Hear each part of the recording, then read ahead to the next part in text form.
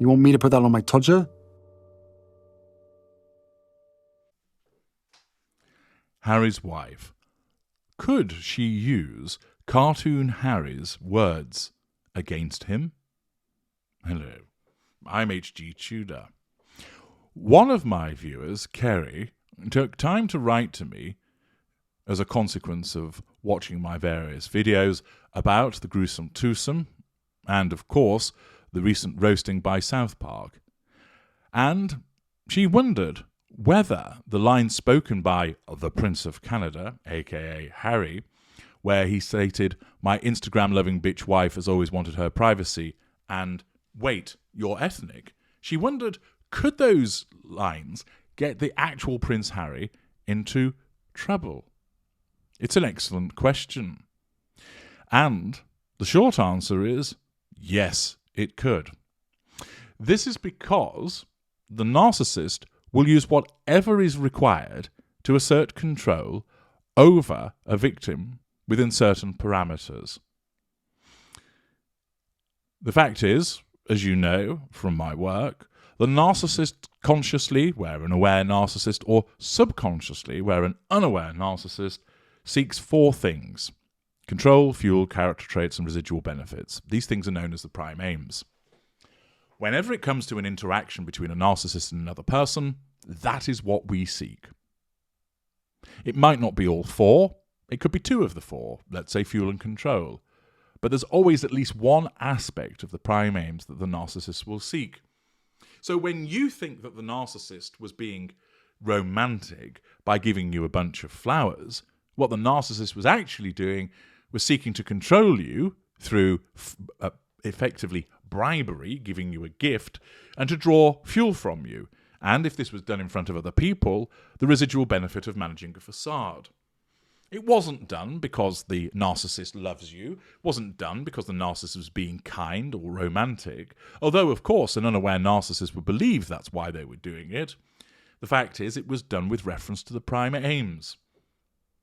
If the narcissist were to shout and scream at you and belittle you, it's done, of course, because they're furious, but it's done for the pursuit of the prime aims. The narcissist has sex with you. It's part of the prime aims.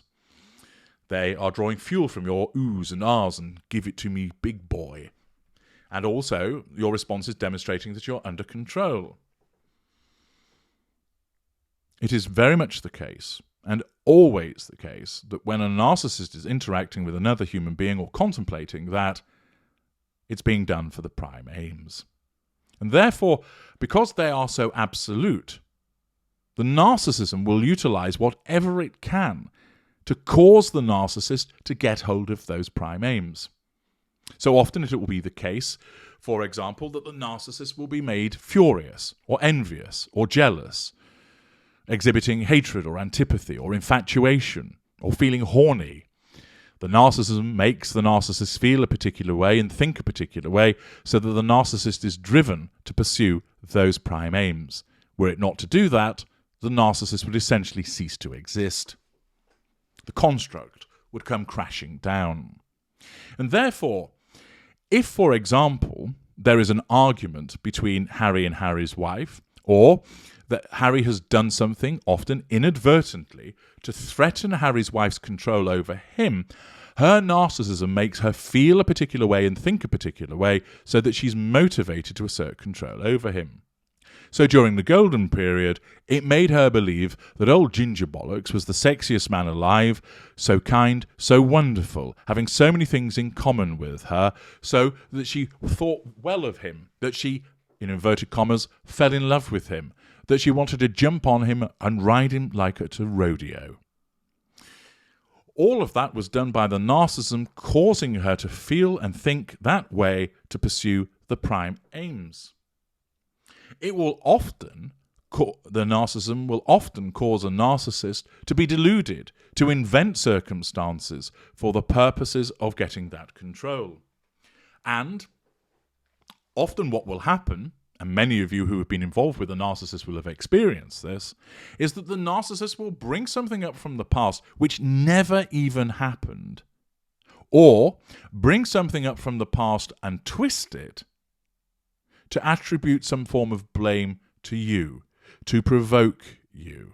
So, for example, the fact that you happened to give your sister-in-law a kiss on the cheek last Christmas when you were leaving after a lovely day together is now resurrected to suggest that you were snogging her under the mistletoe, a twisting of the truth. Or, even if you hadn't kissed her on the cheek, you were accused of being caught snogging in the cloakroom cupboard under the stairs. It never even happened. But in the mind of that unaware narcissist, it did happen.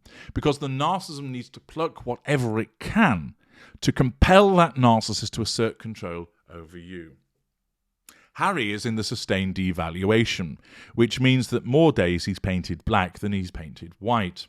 And, invariably, he will do something which threatens Harry's wife's sense of control, which means that her narcissism needs to compel her to get him back under control. And one way of doing this would be to use what appeared in the South Park episode against him. I don't mean in terms of saying, this is all your fault, Harry, because if you hadn't disclosed what you disclosed in Spare, they wouldn't have had so much material to use, although that might be used against him. But rather, she would use the portrayal of Prince Harry and the fact that he said, my Instagram-loving bitch wife has always wanted her privacy, and that he went, wait, you're ethnic, to suggest that that's what Prince Harry actually thinks. Oh, they only included that because you clearly do think that of me, that you think that I'm an Instagram-loving bitch. I wouldn't have put it beyond you, Harry, to have spoken to the producers of the show and told them these things so they included it in the show. You might think that's ridiculous. Any of you that have been involved with a narcissist are probably thinking, no, it's not. I know full well that what HG is saying is the truth. The narcissist will come out with howlers of complete porky pies of that nature, plucking the most extraordinary information and using it against the victim. Such a response is driven by her paranoia to believe that Harry would collaborate with the show's producers, notwithstanding the fact that he got a roasting himself, and therefore logically that wouldn't make any sense. Furthermore, the fact that she's probably around him so much that when would he have been able to go and do that? But those are logical matters which will not stand in the way of her own twisted logic. Her narcissism makes her believe that he has collaborated with the producers of South Park, that he did say these things about her, otherwise why were they included, and that he must think that about her because, of course, he doesn't like her, he hates her. Because remember, when he's painted black, he's a traitor, he's treacherous, he's the enemy. And therefore her narcissism causes her to believe that he would have said those things, that he might not have contacted South Park after all, but at least for them to have said that belies the fact that he must think those things anyway, that he questions her ethnicity. Notwithstanding all of the evidence to the contrary, that doesn't matter. It goes out of the window. And even if the dim-wit Harry was moved to try and offer some evidence to demonstrate that just couldn't be the case, Harry's wife wouldn't accept it because in that moment her narcissism will not allow her to do so. She will reject it. And therefore, the fact that in the South Park show that Harry used the phrases, my Instagram-loving bitch wife has always wanted her privacy, and wait, you're ethnic, Harry's wife could very much use those phrases against him, triangulating him with what was stated in the cartoon, alleging that somehow he caused them to form that view of her, possibly through direct collaboration, and that is the view that he has of her, and that she hates him, and he's a traitor, and he's not to be trusted. And notwithstanding his protestations to the contrary, she will not brook them, she will not allow them. Her narcissism is so fixed in its view at that juncture of him that she seriously believes that he forms that view of her. I'm H.G. Tudor. Thank you for listening.